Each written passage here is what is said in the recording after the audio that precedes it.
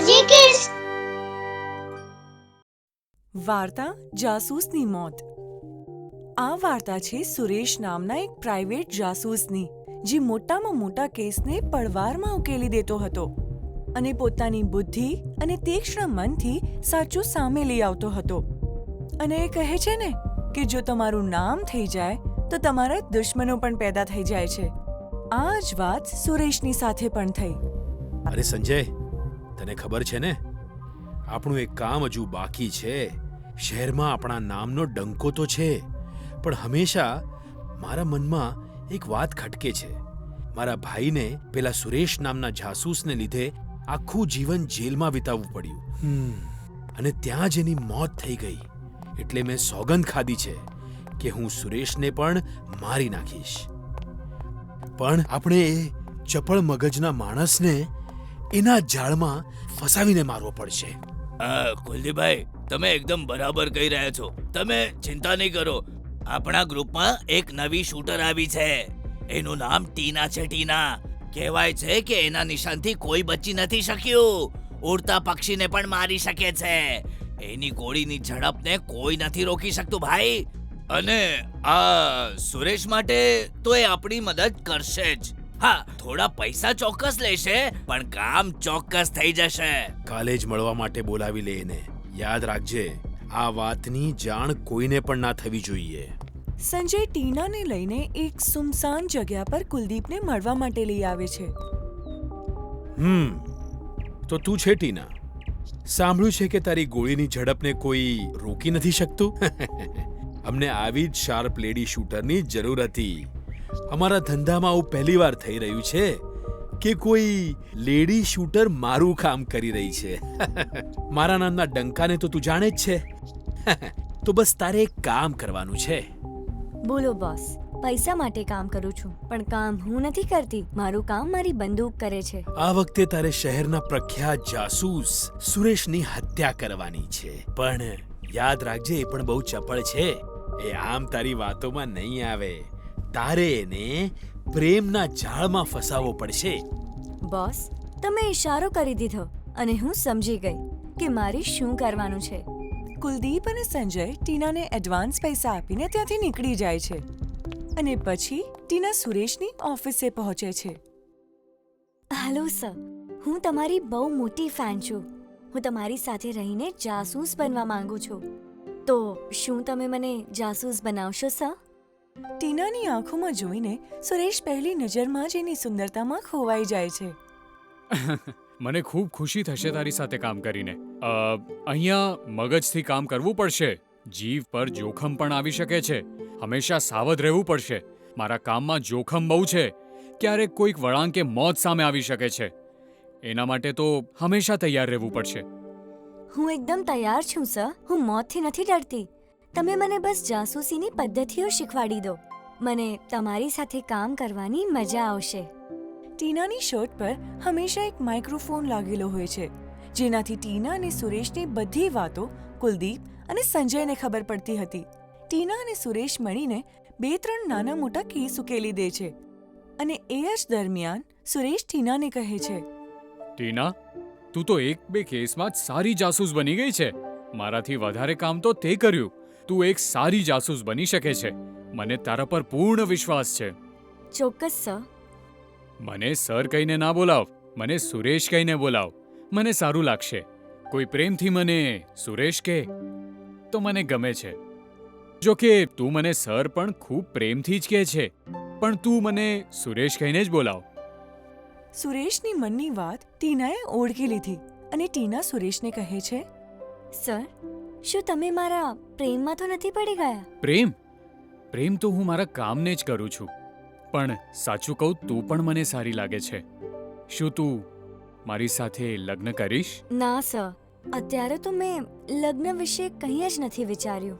પણ એક સારી જાસૂસ બન્યા પછી મને તમારો સાથ આપવો ચોક્કસ ગમશે. પછી કદાચ હું તમારી સાથે લગ્ન કરી શકીશ. ટીના અને સુરેશની વાતો કુલદીપ સાંભળે છે અને કહે છે, યાર સંજય, આ છોકરી તો બહુ જ ચાલાક છે. આને તો સુરેશને પોતાના જાળમાં ફસાવી જ લીધો. અરે લાગે છે આપણું કામ જલ્દી થવાનું છે. સંજય ટીનાને ફોન કરે છે અને કહે છે, ટીના, કાલે તું એક સામસુમ જગ્યાએ સુરેશને લઈને આવીશ. બોસ, જેવું તમે કહો, હું કાલે સુરેશને લઈને આવી જઈશ. અરે ટીના, આજે સવાર સવારમાં બહુ જલ્દી ઓફિસ આવી ગઈ. સર, આજે તમને કોઈ કામ તો નથી ને? આપણે એક જગ્યાએ જવાનું છે, એક નવા કેસ વિશે વાત કરવા માટે. ટીના અને સુરેશ એક નવા કેસ બાબતે વાત કરવા માટે કુલદીપને મળવા આવે છે. સુરેશજી, અમે તમારા વિશે બહુ સાંભળ્યું છે. અમે આ વાત પોલીસને પણ કહી શકતા હતા, પણ અમે એક પ્રાઇવેટ જાસૂસની શોધમાં છે. અમને એક પ્રાઇવેટ જાસૂસની જરૂર છે, એટલે જ તમને બોલાવ્યા છે. તમને ખબર હશે, શહેરની બહાર એક પહાડી જંગલી વિસ્તાર છે. ત્યાં અમારું એક જૂનું મકાન છે. એમાં એક માણસ મકાન પર હક જમાવીને બેઠો છે. એણે જમીનના બધા પેપર્સ ક્યાંક છુપાવી લીધા છે. બસ એ જ શોધવાના છે તમારે, અને એ ઘરમાંથી તમારે એનો હક હટાવવાનો છે. એ ઘર આજે પણ અમારું જ છે. તમારે ત્યાં જઈને આ કામ કરવું પડશે. ચોક્કસ, આ તો મારા માટે સહેલું કામ છે. અમે કાલે જ એ ઘરે જવા નીકળીશું. કુલદીપ અને સંજય સુરેશને થોડા એડવાન્સ આપે છે. પછી બીજા જ દિવસે સુરેશ અને ટીના પોતાની ગાડી લઈને પહાડી વિસ્તારમાં જંગલ તરફ જાય છે. અરે, આ તો બહુ ખતરનાક વિસ્તાર છે. કોઈ અહીંયા આપણને મારી નાખશે તો આપણને તો ખબર પણ નહીં પડે. એના માટે જ તો મને અહીંયા મોકલવામાં આવી છે. એટલે હું કંઈ સમજો નહીં. કોણ છે તું? સર, અત્યારે તો હું તમારા માટે એક જાસૂસ છું, પણ હું કુલદીપ માટે કામ કરું છું. કુલદીપે તમને મારવાનો પ્લાન બનાવ્યો છે અને આજે હું તમને મારવાની છું. આ શું કહી રહી છે તું? તું આવું નથી કરી શકતી. તું મને નથી મારી શકતી. અને કુલદીપ, એ મને કેમ મારવા માંગે છે? મરતા પહેલા તમારા માટે જાણવું જરૂરી છે. કુલદીપના ભાઈને તમારા લીધે સજા થઈ હતી અને જેલમાં જેની મોત થઈ ગઈ હતી. એનો બદલો લેવા માટે કુલદીપે મને મોકલી છે અને મારી ગોળીના નિશાનાથી કોઈ નથી બચી શકતું. આમ કહેતા જ ટીના સુરેશ પર ફાયરિંગ કરી દે છે અને સુરેશ લોહીથી લથપથ થઈ જાય છે. કુલદીપ અને સંજય ટીના દ્વારા ચલાવવામાં આવેલી ગોળીનો અવાજ સાંભળે છે અને ખુશ થઈ જાય છે. અને પછી ટીના કુલદીપની પાસે આવે છે. બોસ, મારા બાકીના પૈસા? આ રહ્યા સુરેશના ખૂનના ફોટો. એની મોત થઈ ગઈ છે અને મેં જંગલમાં ફેંકી દીધો છે જંગલી જાનવરોને ખાવા માટે. હવે મારું કામ થઈ ગયું છે. હું જાઉં છું. ટીના પૈસા લઈને ત્યાંથી નીકળી જાય છે અને થોડી જ વારમાં પોલીસ ટીનાને પકડીને ફરીથી કુલદીપની પાસે આવે છે. ઇન્સ્પેક્ટર, તમે અહીંયા શું કરી રહ્યા છો? ટીનાની સાથે? પોલીસને શંકા છે કે સુરેશનું ખૂન મેં તારા કહેવા પર કર્યું છે. એમણે મને અરેસ્ટ કરી લીધી છે. હા, આ વાત સાચી છે. આ કેસની બાબતમાં મેં જ સુરેશને જંગલી વિસ્તારમાં મોકલ્યો હતો, પણ અમે એને નથી માર્યો. થોડા દિવસોથી એની કોઈ ખબર નથી. એનો ફોન પણ બંધ આવી રહ્યો છે. તારા બધા બહાના નહીં ચાલે. અમને બધી ખબર છે. ટીનાની બેગમાંથી સુરેશના ખૂનના ફોટો મળ્યા છે. એના પર 6 રાઉન્ડ ફાયરિંગ થઈ ચૂકી છે. એ માર્યો ગયો છે અને તમે તમારા ભાઈનો બદલો લેવા માટે ટીના પાસે આવું કામ કરાવ્યું. હા, મેં જ માર્યો છે સુરેશને. એને લીધે મારો ભાઈ જેલમાં ગયો અને એની મોત થઈ ગઈ. એનો બદલો હું લેવા માંગતો હતો એ સુરેશ પાસે, એટલે જ મેં ટીનાને એને મારવા માટે મોકલી દીધી. એટલામાં અચાનક પોલીસની પાછળથી સુરેશ આવે છે. સુરેશ, પણ તું તો મરી ગયો હતો ને? અરે, મરે મારા દુશ્મન. જે ત્યારે મને કેસ આપ્યો હતો એના ઘણા વર્ષો પહેલેથી જ મને ખબર હતી કે મારા બધા કામોમાં જોખમ હોય છે, અને એટલે જ મેં ટીનાને લેડી શૂટર બનાવીને તારી પાસે મોકલી હતી. કારણ કે મને આ વાતની ખબર પડી ગઈ હતી કે તું મારો જીવ લેવા માંગે છે. તો મેં વિચાર્યું કે જાતે જ તારા જાળમાં ફસાઈ જઉં તો કેવું રહેશે. અને ટીના મારી જ એક મિત્ર છે, એટલે મારી સાથે જ છે. એ પણ એક જાસૂસ છે.